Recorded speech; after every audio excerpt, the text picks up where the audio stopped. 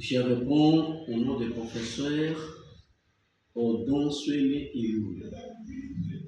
Je suis docteur en santé publique, orientation politique et programme en santé communautaire. Je viens pour vous présenter mon ouvrage intitulé Principes fondamentaux de l'épidémiologie, concepts, causalité et pratiques, publié aux éditions universitaires européennes et republié à l'Harmattan de Paris. Le résumé du livre se présente de la manière ci-après. Au premier chapitre, nous avons élucidé les concepts de base en épidémiologie. Là, on a parlé d'intitulé l'évolution historique de l'épidémiologie, les variables indépendantes et dépendantes, les notions sur l'épidémie, endémie, pandémie. Ce sont les données des déterminants de la santé. Au chapitre 2, nous allons parler de l'association statistique et une notion de causalité. Toute association statistique peut ne pas être une association de cause à effet. Il peut y avoir le hasard, la confusion et les biais. Il y a les critères aussi qu'il faut prendre. Au chapitre 2, nous avons décortiqué la prévention et le dépistage.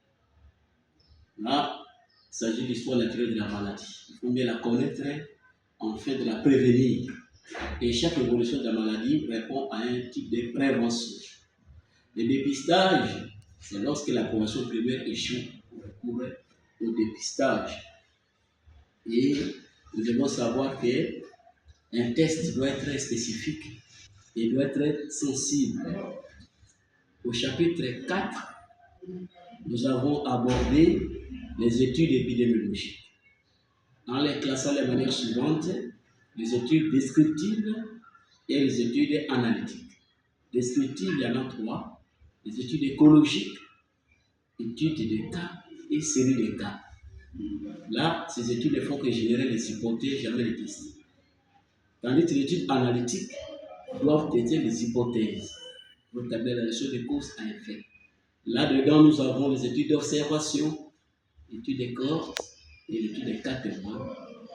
Et puis nous avons d'autres études analytiques, c'est l'étude expérimentale.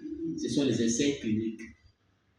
Au chapitre 5, nous avons entamé les mesures de fréquence de la maladie qui nous aident à connaître l'importance de la maladie. Et là, il s'agit de l'incidence et de la prévalence. Et puis, au chapitre 6, nous avons développé les mesures d'association en épidémiologie. Et là, ce sont des mesures qui nous donnent des relations de cause à effet. Il s'agit des mesures suivantes. Les risques relatifs, les risques attribués à la population et les rapports des cotes. Alors, septièmement, au chapitre 7, comme je voulais le dire, nous allons parler de l'investigation des épidémies et la surveillance épidémiologique. Tandis que le chapitre 8 a été réservé à l'échantillonnage. Pourquoi? Parce qu'on ne mène pas une étude dans l'ensemble de la population, vu le temps, vu le coût. Alors il faut tirer l'échantillon. Comment tirer l'échantillon? Eh bien, nous avons essayé de donner quelques notions par rapport avec cela. Alors, comment avoir l'ouvrage? Vous pouvez effectuer les achats en ligne aux éditions publiées ou bien passer à l'Institut Kinshasa.